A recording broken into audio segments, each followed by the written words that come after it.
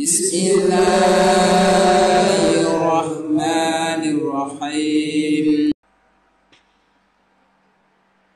Bapak Ibu sekalian yang saya hormati,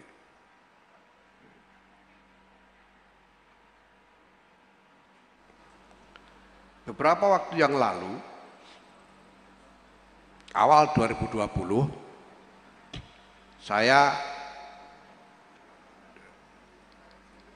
diundang untuk ikut serta dalam satu majelis pemimpin-pemimpin agama Ibrahimiyah di Vatikan. Forum itu disebut sebagai Abrahamic Faith Initiative. Hadir di situ dari kalangan Muslim ada Syekh Abdullah bin Bayah dan ada sejumlah masyayikh dari dunia Islam yang lain. Dari kalangan Katolik ada Kardinal Ayuso, Presiden PCID. Dari kalangan ada juga Monsinyur Khalid Akasha. Ini jangan salah, Monsinyur Khalid Akasha ini uskup Katolik Yordania. Namanya Monsinyur Khalid Akasha. Nah, ini kembali menjadi penegasan bahwa ya Arab itu juga tidak semuanya Islam. Ada juga uskup Katolik yang namanya Arab, memang orang Arab. Ada yang dari evangelis Dr. Thomas Johnson dari Yahudi, ada Rabi David Rosen dan lain sebagainya. Dan di sana kita berdialog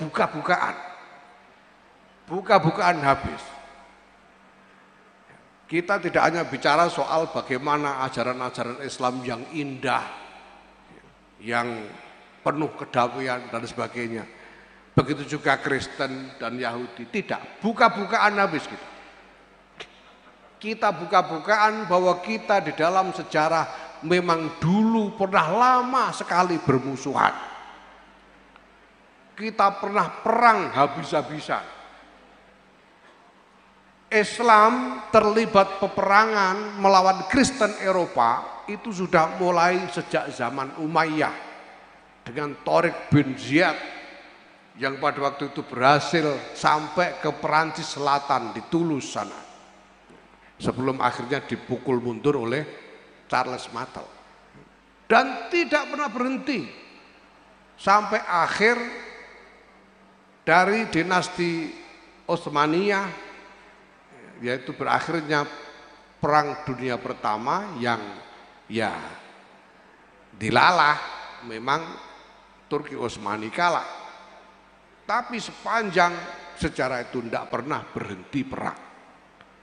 Begitu juga dengan Yahudi, bukan hanya Islam dengan Yahudi, tapi Kristen dengan Yahudi.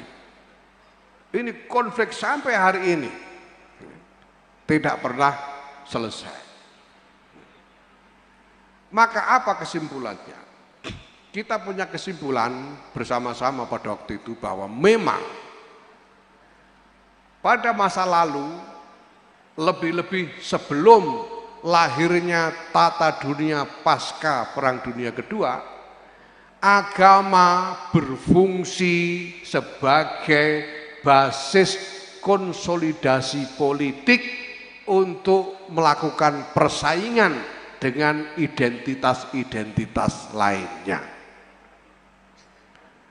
Politik Islam yang diwakili oleh Turki Utsmani melawan politik Kristen yang diwakili oleh negara-negara Kristen di Eropa, melawan politik Hindu di India dan seterusnya. Itu adalah fungsi agama pada masa lalu. Dan fungsi ini begitu lama dijalankan sehingga kemudian bahkan dilembagakan di dalam sejumlah wawasan-wawasan keagamaan masing-masing yang dianggap muktabar. Di dalam Islam yang ada begitu, di dalam Yahudi ada begitu, di dalam Kristen juga ada, di dalam Hindu juga ada, semuanya ada. Tapi kemudian kita sampai pada kesimpulan tentang realitas hari ini, bahwa sekarang persaingan antar identitas yang mengarah kepada konflik antar identitas tidak mungkin lagi ditanggungkan oleh umat manusia.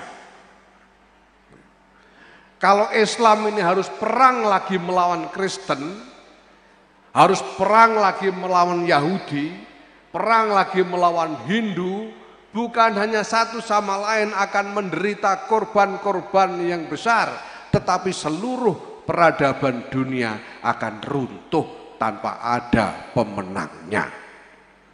Semuanya akan kalah.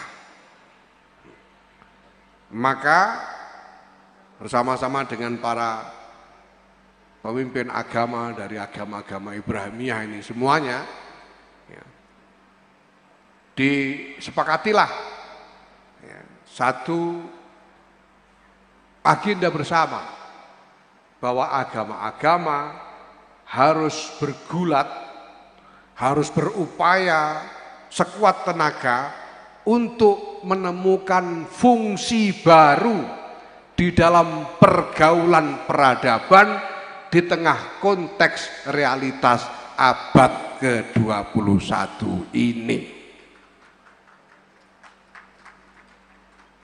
Nah, ini adalah masa depan yang lebih masuk akal. Karena kalau kita paksa kembali kepada konstruksi-konstruksi masa lalu, secara realistis kita tidak akan mencapai apapun kecuali kehancuran bersama, keruntuhan bersama.